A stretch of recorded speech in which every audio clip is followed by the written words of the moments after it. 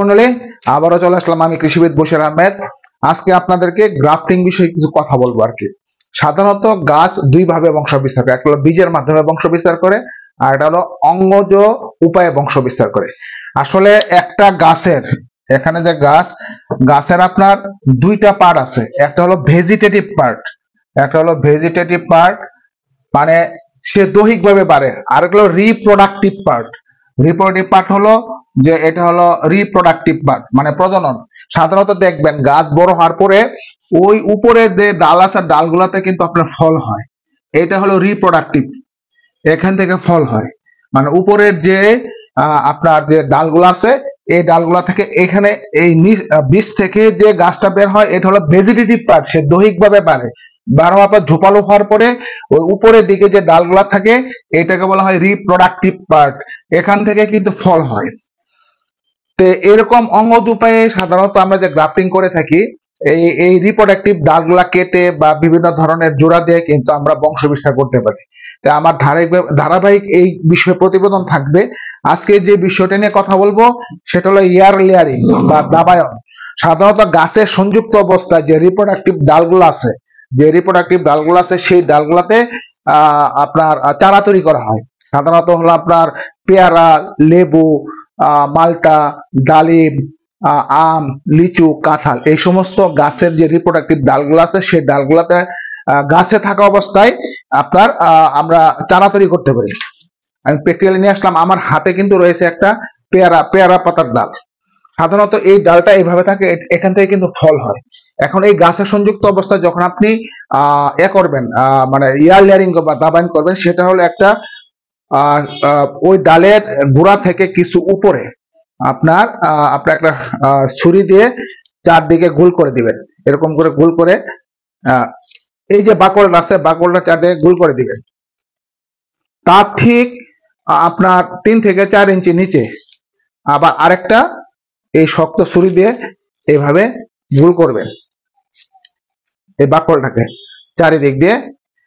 তারপর মাঝ বরাবর এই যে বাকলটার মাঝ বরাবর এইভাবে সোজা টান দিবেন, মাঝ বরাবর চাকু দিয়ে এইভাবে সোজা টান দিব আমরা।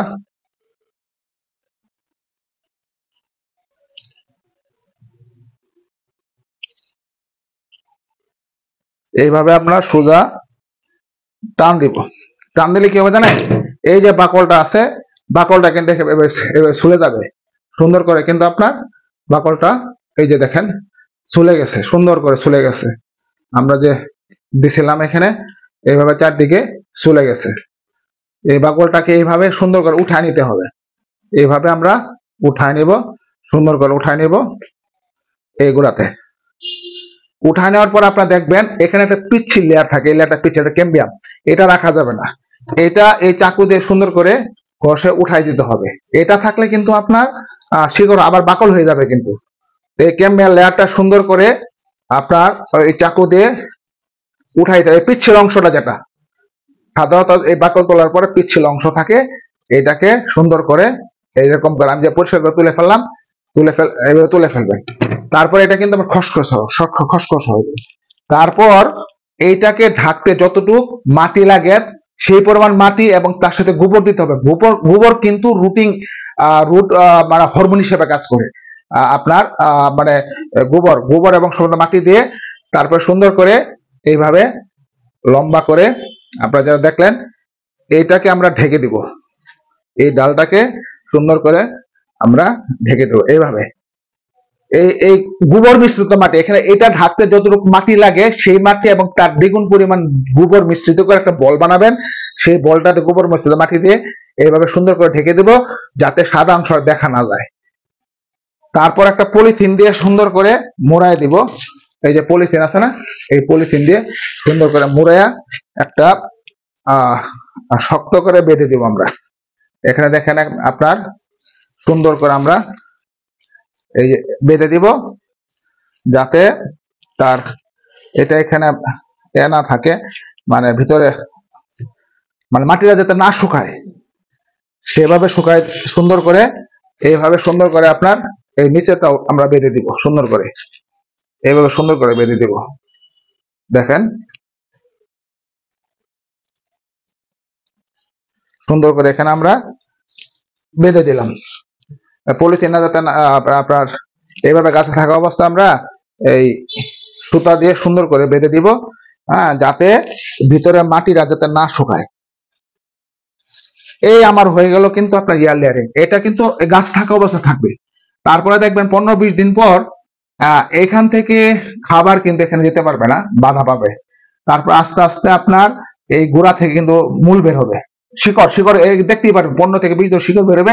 শিকড় বের হওয়ার পরে তারপরে এই মাঝামাঝি অবস্থায় কেটে তারপরে শিকড় সংযুক্ত যে ডালটা আছে ডালটা মাটিতে লাগাই দিবেন।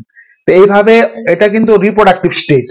এইভাবে গাছে থাকা অবস্থায় আমরা গাছের চারা করতে পারি এবং যে এই চারাগুলা কিন্তু আমরা লাগাইতে পারি। তো এইভাবে আমরা লেবু, পেয়ারা, তারপর মালটা, ডালিম, আম, লিচু, কাঁঠাল এই সমস্ত অবস্থায় এই দাবায়ন বা লেয়ারিং এর মাধ্যমে গাছে থাকা অবস্থা আমরা চারা করে কিন্তু লাগাইতে পারি।